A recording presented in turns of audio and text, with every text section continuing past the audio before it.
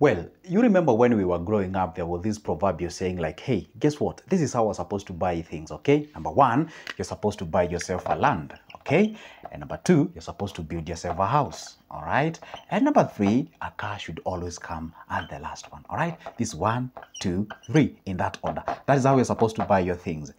And by the way, if honestly, does this formula actually apply nowadays? This is 2023, right? 2023, things have changed. Now, the big question that I'm going to talk about in this video is this. The best time to buy a car is when? Or what's the best time to actually go ahead and buy a car? Because sometimes this formula applies and sometimes it does not apply. So what's the best thing to do? Because, hey, guess what? I mean, things are changing. Things are changing. Back then, if you do go and ask our parents, they tell you, hey, the very first thing you buy is a land. Number two, the very second thing you buy is a house. And number three, you buy yourself a car. Why? Because a car is regarded as a liability. All right. At least this one is an asset. Not really. This one is an asset. All right. Some people may say this is a liability. Liability at the same time can be an asset. But for me, I usually choose it to put it towards a liability. Anyway, the point is this. Now, what's the best time to buy a car? And by the way, this is the answer. This is the best time to buy a car. All right, just sit back, relax, and watch this video to the end. Now, this is the video that you really need to listen or watch with an open mind, because I'm gonna give you the best answer out there. Now, fine, what's the best time to buy a car? There are some factors that you have to consider before going out there and purchasing a car. Because let's take an example of person A. This is person A. All right, this is person A and this is person B. All right, person B is person B. Now, person A, they all have friends. Person B has friends and person B has friends. Now, these two individuals, they have different aims in life. Number one, person B is employed. Person B is employed, all right? He shows up to work each and every day. Person A, self-employed. And this guy is a taxi driver, or maybe he has the driving license, or he's employed as a taxi. And no. This guy is also employed as well as a what? A taxi driver.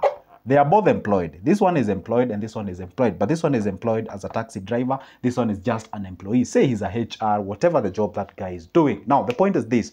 Now, this guy, he managed to save, let's say he managed to save like 3,000 or let's say 2,000 a day. 2K, 2,000 a day. And he reaches to a point whereby he can acquire a car, be it either through a loan or cash. And the other guy saved the same amount of money, by the way, let's say 2,000, basically like 60,000 at the end of the month, 60K at the end of the month.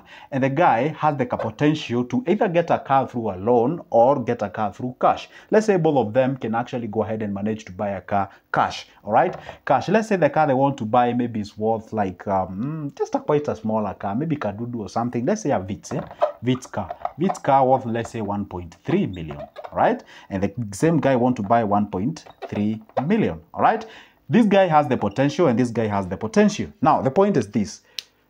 If you approach these guys at two different angles and ask them and tell them, you come with this formula and tell them, hey, the very first thing you buy is a land, the second thing you buy is a house, and the third thing you buy is a car. That information may a little bit augur well with this guy. Why? The guy is already making an income at the end of the day. The guy can consider taking this 1.3 million, go buy a piece of land, and actually in later save there again, build a house and save again, then buy a car later. Right? Unless this guy has a perception of a car a different way. Now, this guy over here, when you tell them to do exactly that, you cannot be able to resonate with them. Why? Because this guy, first of all, he is employed and he's actually, you know, he has that potential of actually buying his own car so that at least he can be able to make or maybe amass all the money that he usually makes in a typical day, because he already knows the industry and what have you. Now, as specific this car, actually buying this car at this particular point, the car I've actually did say it's a liability, but with regard to this individual, that car is not a liability, it's an asset. Why is it an asset? It's an asset because this guy is in the taxi business. He's using that car to make sure that at least at the end of the day, he makes money. Now, the difference is this, that he makes money using a liability. Is a liability. That car is a liability because the reason that's why I'm saying it still remains to be a liability. That car, the reason that's why it's liability, is actually depreciating in value. Be it whether it's making money or it's not making money. The fact remains that car is actually depreciating in value. That's for a fact. But he's actually be able to take that advantage of having that car in present to be able to make some money at the end of the day. So at that particular point, we can regard that car as an asset. Why he's able to make some money out of it. Now, if this guy decides to ignore this formula of land, house, and whatever, and I prefer actually this formula sometimes is not even applicable. I'll prefer investing land than a house. That would be the best formula, okay? Because we were never taught about investing when we were young. Now, the point is this guy who is employed goes again and gets this Vitz car worth 1.3 million. Now, what happened is that this guy is actually buying this car because, hey, probably most of his peers or her peers are actually driving. Number two, well, he thinks, he doesn't do the things practically. He thinks like anyway, getting a car will actually save him or her more, maybe in terms of the transport and what have you. And then he disregards the aspect of maintaining the car, insurance, and what have you. So the point is this. Now, at this particular point, this individual is not really at the best time for him or her to actually go ahead and buy a car. Why did I use this analogy? Is to explain to you the best time to buy a car is defined by the purpose as to why you want to get that specific car. And the purpose has to be dissected further to whether you want to thinking or you're perceiving that car as a liability or should be a liability or an asset with that regard. So what am I trying to mean? The best time to buy a car, obviously, is when you have money. That's the point. I think that's what we should start with. Okay. Be with me. Now, what I'm saying is that the best time to buy a car is when you have the money. Okay, factors to consider. One is when you have the cash. When you have the cash, all right? That's the best time to buy a car because obviously you can afford, all right? Because, anyway, number two, obviously, when you have the capacity to do what? To maintain that given car. Why? Maintain on what? You have to fuel that car. Two, you have to make sure that you service the car. All right. And three, come on, you can keep on naming the whatever in that list. You have to make sure that you fuel the car. You have to make sure that you service the car. And obviously, maybe things to do with like the insurance and what have you. You have to make sure that at least you can be able to cater this. And all these are what we call, these are cash out. All right, cash out. It's a cash out if this car you're not using it to generate income out of it. You are employed, say your monthly salary, let's say it's 100K. It's 100K. Now you get 100K, you got yourself a car. Now you have to get this 100K. Some of it be able to cater for the insurance, to be able to fuel the car and service the car in case of any need of a service, be it either minor or major service out there. Okay, now this is the point. When you have the cash to buy a car, it's a factor to consider. When you have the capacity to actually maintain or actually service this given car. And number three is when actually you sit down with a pen and paper and realize, me buying this car, it's actually being an asset rather than being a liability. Then that is the best time to actually go out there and buy a car. By the way, yesterday, literally when I say yesterday, I mean like on October, like 6th. Or October 6th. Yeah, I was reading some news and they were saying like the consumption of fuel in Kenya has actually been reduced. Why? Because it's so much high right now as we speak. A liter of petrol is 211. It might be the lowest because people are prospecting it to rise, all the way up to 300. I don't know. I really hope that's not the truth. But anyway, this is the point. It's at 211. And remember, this fuel, we used to buy it at around even sub 100, below 100. So anyway, this is where it is. People are actually opting not to buy a car and actually deciding to go using the public means and what have you. So the point is this. I know you're asking the big question.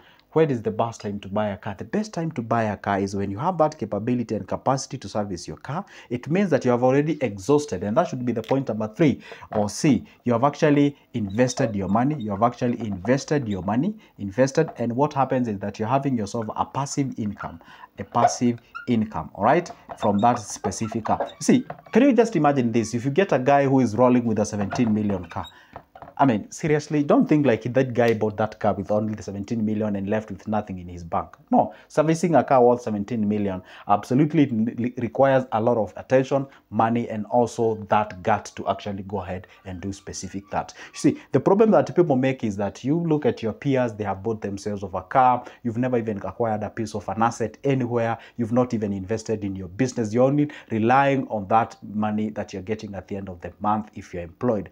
And the worst thing that you can ever do is to get that money that you're being paid at the end of the month to acquire that liability. See, I always tell people, you see, a car, obviously, it's a nice to have. See, it's not even a good, it's a nice to have.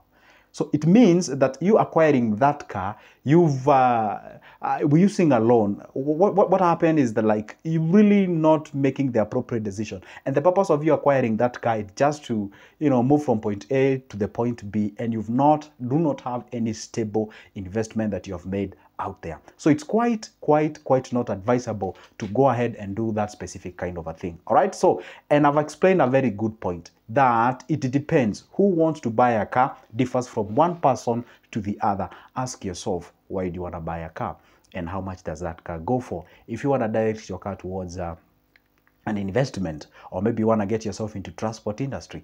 By the way, I may have some money and buy myself a very big matatu worth 4.5 million, and I'm renting.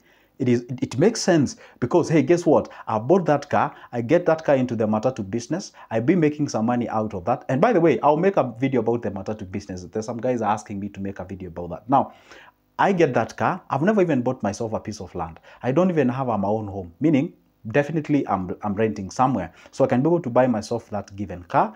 I put it on the transport business. That's the matatu industry. That's what we call it in Kenya. Then the cash that I'll be generating out of that matatu business, then I'll be able to buy myself a land, be able to actually go ahead and build my own home. And probably, if possible, I can even start with building the rental houses and maybe get a piece of mine out there. All right. You see, if you get that piece of land, a piece of house where you live in that place, you see, this is where I always tell people, and I'm going to make a video about this. You see, if you can be able to build some rental houses, pick one and live by there in that specific place, that asset that that infrastructure that you've made in that particular point, it's actually generating you something, even if it's the lowest of all the lowest out there. All right. Now, that is how we actually make a decision based on whether you buy a car or you buy that what we call, or whether you buy a car or you don't buy a car. Guess what? Anyway, if this is the first time you're actually watching my videos, my name is Joseph. I talk about money, investment, anything related to exactly that.